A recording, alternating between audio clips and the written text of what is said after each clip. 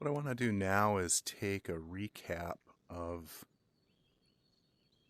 how Home Depot's search results looked and try and illustrate how the information is organized, and how it's a bit different than our Walmart and our uh, Amazon examples. So the journey begins by searching for a drill, right? And when you initially get your results back, you had this page here, which had a targeted ad for Father's Day. It had these three sort of types of drills. It had the two brand specific results, and it had this shop savings over here.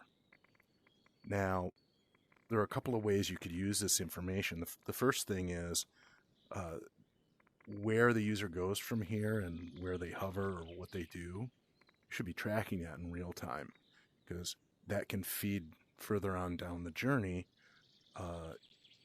potentially valuable information.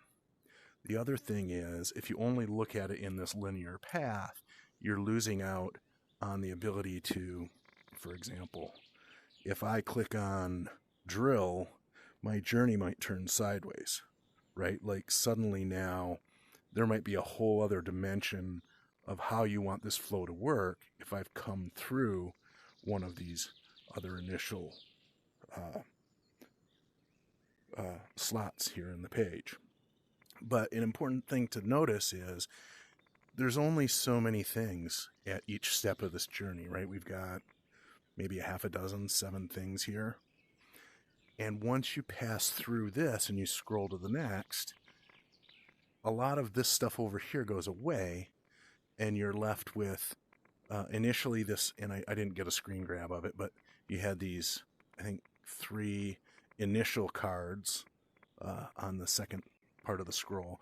And then as you scrolled further, you had this sort of really large number of products. The big difference is, if you're looking at this from the Amazon and the Walmart perspective, this is effectively what it looks like, right? You have this endless aisle of products, great, but they don't know, they haven't gathered the information over here. They've missed those opportunities. Well, I guess they did have some ads, but effectively they've missed an opportunity. And really, you can only go this way. Oh, sorry, it feels like I hit myself in the head. The Home Depot journey, on the other hand, is much more rich. And it limits the amount of information you can see at any time, avoiding cognitive overload, right? Because looking at a sea of products this way is much different than having a very focused view and then moving through that to another part of the catalog. And things like these extra filter facets are hidden until you get further into the journey and it becomes more important. And then somewhere down here, and I said scroll and scroll 2, it's probably a little bit further than scroll 2, you get to, well, geez, none of these products seemed interesting to you. Do you need a buying guide? Do you need a project guide?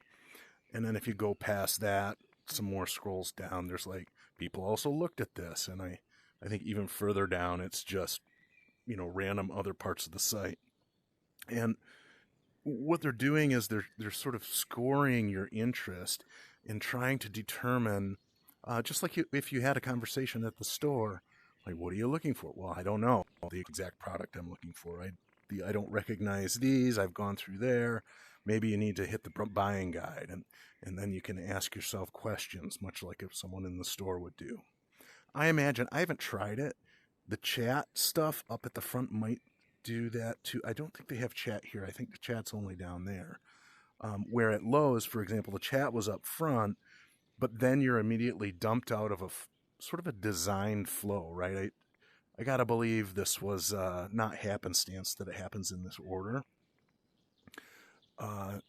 And hopefully, I don't know, I haven't studied it enough.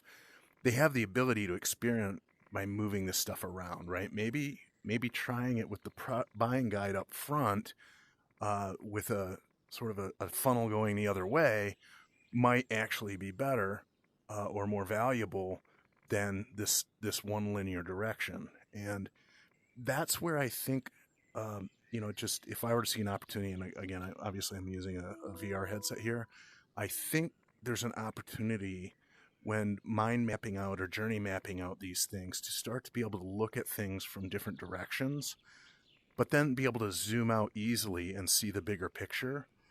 I think even in the video I did earlier, it was hard because you had to switch between screens and you couldn't have this sort of infinite scroll in multiple directions to see where you were going and what the interconnections between the different parts of the journey were. There you have it, a quick journey map of the search results flow out of Home Depot, and a couple of ways you could use some immersive tools to map these things out in a little bit richer environment.